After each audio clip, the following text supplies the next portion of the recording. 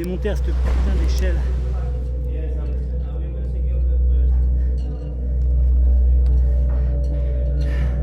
On s'est éclaté contre la coque.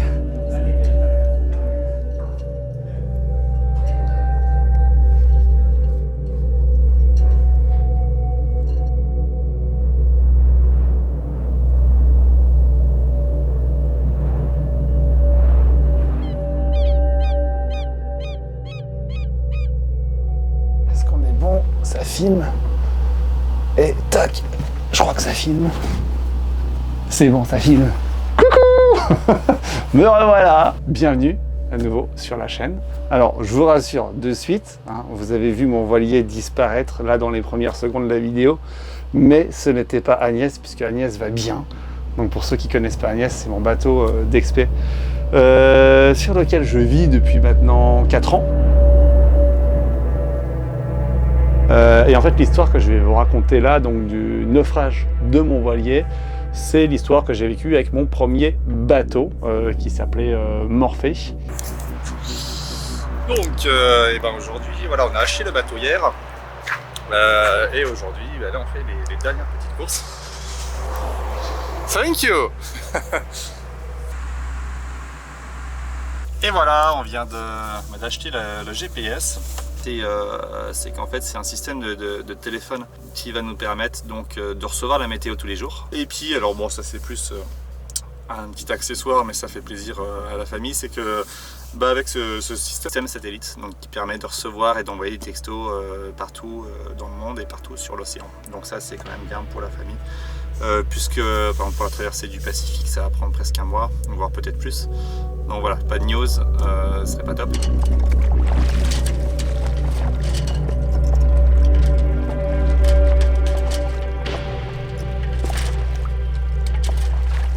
C'est en 2017, moi j'étais parti pour un long voyage autour du monde. L'idée c'était de voyager 3-4 ans avec un budget extrêmement faible. Au bout de 6 mois, il me restait 4000, l'équivalent à peu près de 4000 $.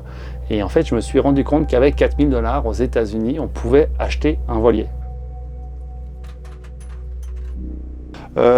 Alors pour partir, en fait, je n'étais pas tout seul, puisque j'avais avec moi un pote que j'ai rencontré en Alaska, qui s'appelle Zach, qui est amérindien.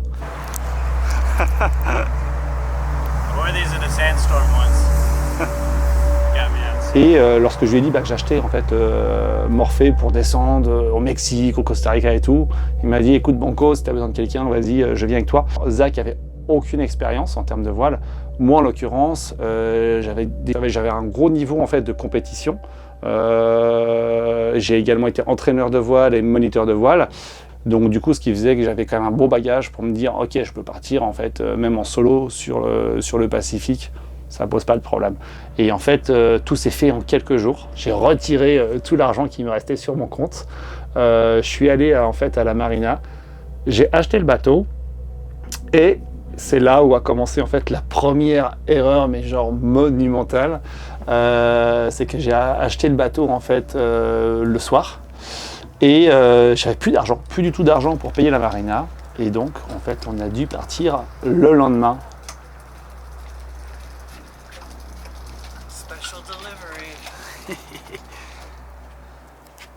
Et donc voilà, je suis vraiment parti, on peut dire à l'arrache, et surtout que le voyage il a commencé à Los Angeles, et l'idée c'était de rejoindre en fait le Mexique, et notamment Cabo San Lucas, et qui se trouve à plus de 900 000 de Los Angeles. Donc du coup pour la première nave, voilà, c'était quand même pas idéal de se dire on achète le bateau, et le lendemain on part sur du one shot, on part sur une nave de 900 000. Voilà, donc on va dire que bon, déjà quand on commence comme ça, c'est pas top du tout.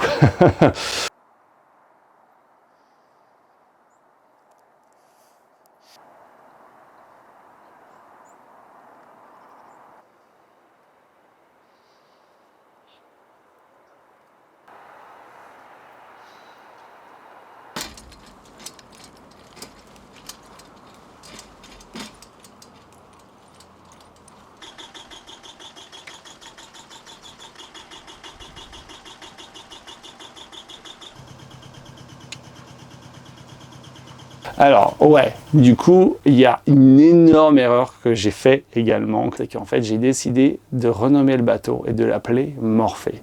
En fait, le bateau s'appelait Alexandria. Et ben moi, comme un marin d'eau douce, je me suis dit, allez hop, non, je préfère Morphée. Donc, je l'ai renommé, sauf qu'en fait, normalement, les marins sont assez superstitieux. Et ben, quand on renomme un marin, il y a pas mal de choses à faire. Et moi, je n'avais juste rien à faire. Je me suis dit, non, c'est mieux Morphée. Donc voilà, Banco, je renomme le bateau Morphée. Et le pire du pire, c'est que je laisse Alexandria en fait sur le bateau. Donc ça, c'est vraiment pas top. Et les bateaux n'apprécient pas trop. Et je crois que Morphée, ou du coup Alexandria, n'a vraiment pas apprécié ça. Ça y est, on est parti. Donc, et on va voir s'il y a un petit peu de vent. Pour l'instant, il y a vraiment pétole, il n'y a pas de vent du tout. En espérant qu'un petit peu plus au large, il y en ait, pour qu'on puisse avancer sans utiliser trop le moteur, parce qu'on n'a pas trop de fuel. Et l'idée, de toute façon, c'est vraiment de tout faire à la voile, en tout cas le maximum. Par exemple, quand on part du port, ce qu'il faut savoir, c'est qu'à ce moment-là, j'avais même pas utilisé le moteur, on l'avait fait tourner genre 3 minutes avec le proprio. Mais en l'occurrence, c'est que du coup, à ce moment-là, j'avais pas du tout d'argent. Et donc je me suis dit, de toute façon, j'aurais même pas assez d'argent pour mettre du fuel. Donc en fait, que j'ai un moteur ou j'en ai pas, j'en ai vraiment rien à faire. Et en fait, quand on est sorti du port, ce qui s'est passé, c'est que le moteur, il a commencé à fumer. Et là, je me suis dit, bon, allez, balèque, parce que de toute façon, je vais pas l'utiliser. Et en fait, au moins, ce sera quelque chose, j'aurais même pas à m'en occuper, quoi. Et en fait, vraiment, j'avais pas envie de naviguer qu'un bateau qui avait un moteur. Je me suis juste dit, ok, je vais naviguer dans le Pacifique à la voile. Ça va être cool. Alors, franchement, je l'ai fait du coup pendant 4 mois au Mexique. J'ai fait beaucoup de cabotage, etc. sans moteur. Et comme le bateau est extrêmement léger, extrêmement maniable, en fait, je remontais la chaîne tout seul à main nue. Du coup, ça s'est super bien passé. Et sur ce point-là, en fait, je ne regrette pas par rapport à tous les moments que j'ai vécu avant, en fait, le naufrage. Mais c'est sûr que si j'avais eu un moteur fonctionnel, à la fin, on n'aurait peut-être pas dérivé 15 jours dans le Pacifique et on n'aurait peut-être pas dû abandonner le bateau. Zach, let's go to Costa Rica and Acapulco.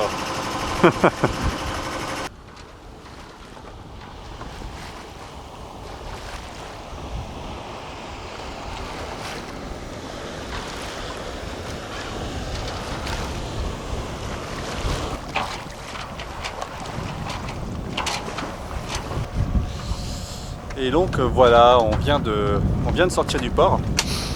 Alors on vient de tester pour la première fois le bateau. Et je trouve qu'il avance relativement vite. Parce que là on n'a pas beaucoup de vent. Et on est à 5 nœuds au près. Donc c'est superbe, je suis vraiment heureux. Et la sensation est magnifique. Et ben là, Zach installe l'autopilote. Donc voilà, vous voyez qu'on part vraiment à la va-vite. Je sais que c'est pas super bien, mais bon, là on est toujours près des côtes. Alors, qu'est-ce que je fais? Eh ben, ce sont les lumières de nuit, puisque nous avons pour le moment un petit problème d'électricité sur le bateau. Donc voilà, du coup on en a fabriqué. Alors c'est des petites lupiotes solaires, donc ça c'est superbe. Et on va les fixer sur le bateau. Donc ce qu'on a fait, c'est qu'on a peint en fait sur les lumières. Je vous les résultats, c'est magnifique. Alors j'ai pas mal hésité à diffuser en fait cette vidéo parce que voilà, en fait ce qui se passe, c'est que tout est 100% de ma faute sur ce qui s'est passé. J'ai commis énormément d'erreurs et en fait il y a une accumulation, une succession en fait d'erreurs, mais je dirais presque quotidiennes, qui font en fait que ça a amené à ce naufrage. Mais en fait je me suis dit que j'allais expliquer tout ça en vidéo, puisque c'est vrai que c'est un moment qui a été très difficile, mais en même temps c'est aussi avec Morphée que tout a commencé. En fait ça s'est mal terminé, ça s'est très mal terminé, mais en fait, durant 5 mois, j'ai vécu des moments exceptionnels et c'est ce qui m'a vraiment incité à avoir cette vie aujourd'hui sur Agnès.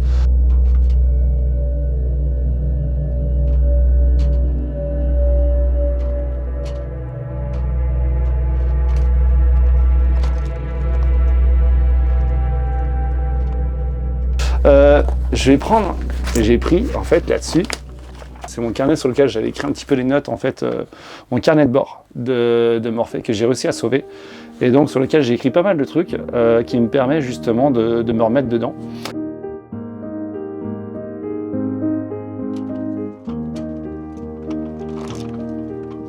Les premiers jours de navigation nous permettent d'effectuer les préparatifs que nous n'avons pas eu le temps de faire à terre. Mon objectif est de rejoindre le Costa Rica, qui se trouve à 2500 milles. De là, je retaperai mon bateau avant d'amorcer la traversée du Pacifique en solitaire, pour rejoindre les îles Marquises en Polynésie. Pour le moment, nous filons plein sud direction Cabo San Lucas, à 2 semaines de navigation.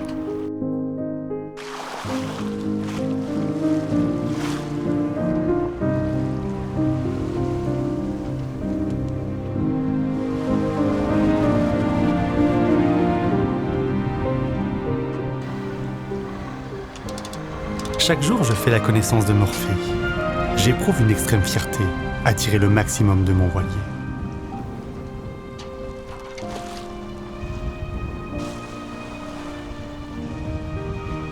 Que la navigation est agréable sur la roule du Pacifique. Donc, l'idée c'est, là on se trouve au large de San Diego. Donc pour l'instant on descend, on ne s'arrête pas. Là on est au 3e jour de navigation. Je pense qu'il y a encore au moins une bonne petite dizaine de jours de navigation sans s'arrêter pour aller jusqu'à la pointe de la Californie du Sud. Donc sinon, le bateau, je trouve, se comporte très bien dans des conditions de vent un peu assez fortes. Voilà, je le sens vraiment stable. Donc il n'y a pas d'appréhension particulière. Hormis le mât, ce voilier, surtout cette année de construction. Là, j'avais entendu dire qu'il y avait quelques petits soucis au niveau du mât. Je ne pense pas que ça puisse provoquer un dématage. Mais voilà, il y a toujours cette petite appréhension au niveau du mât que j'ai. Il a déjà tenu 40 ans, donc il devrait tenir encore 2-3 années de plus.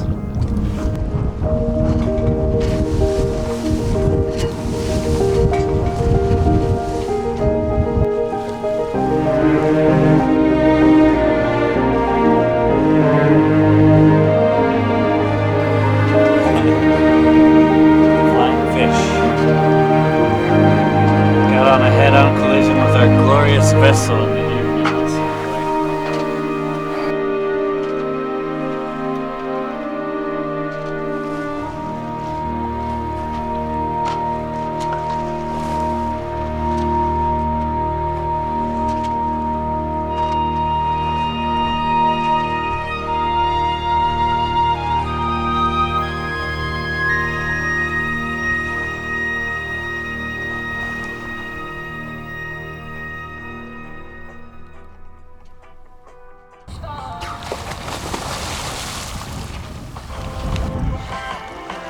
Alors ça c'est le petit cadeau pour Noël.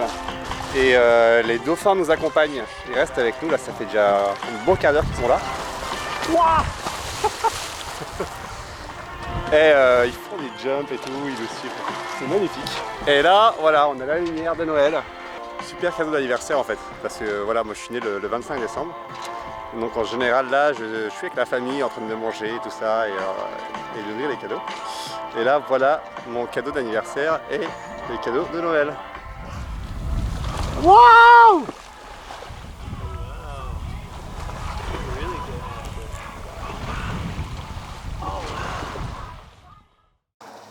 I was trying to get at was getting to the border office, but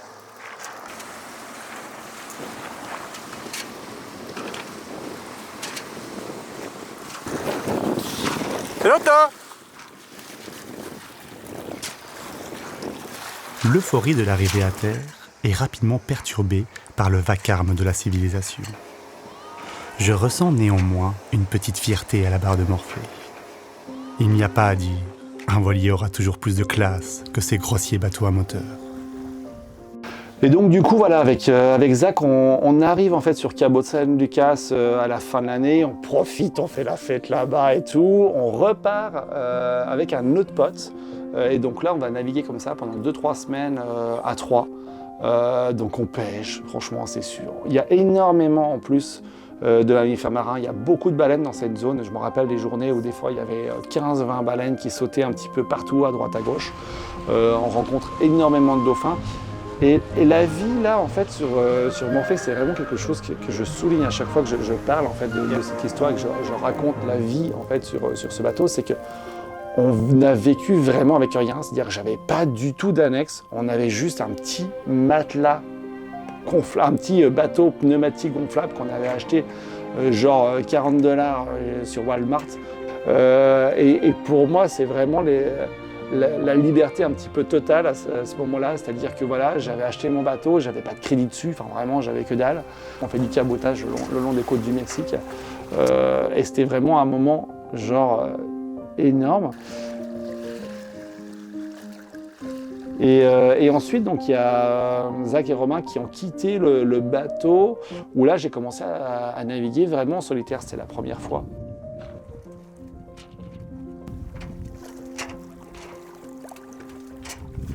Et pareil, ça a été vraiment des moments hors du temps. D'ailleurs, j'ai rien filmé. Je vivais juste au moment présent. Salut toi!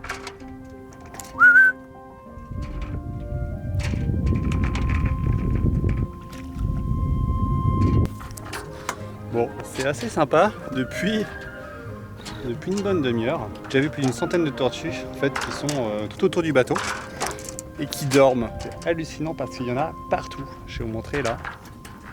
Tac là. Là il y en a, tac. Là il y en a. Là il y en a. Là il y en a. Oh là il y en a une. Celle-là elle va être assez proche. Ça passe le temps parce que ça fait déjà 2 jours que là que j'ai pétole. Voilà, hein, c'est pas très grave, c'est la voile. Donc voilà, du coup ça c'est cette première partie où au final tout se passe bien.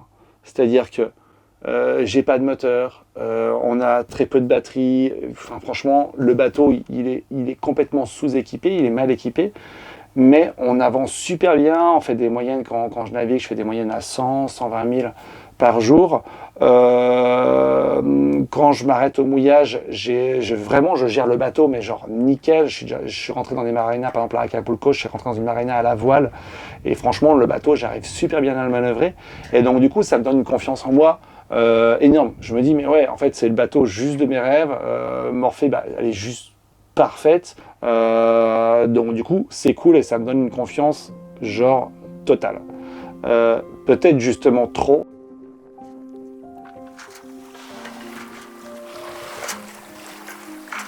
Elle est énorme.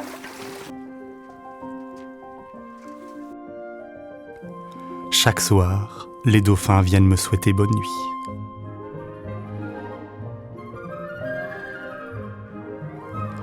J'ai fait l'acquisition de la plus belle des maisons. Je dispose du plus beau des jardins.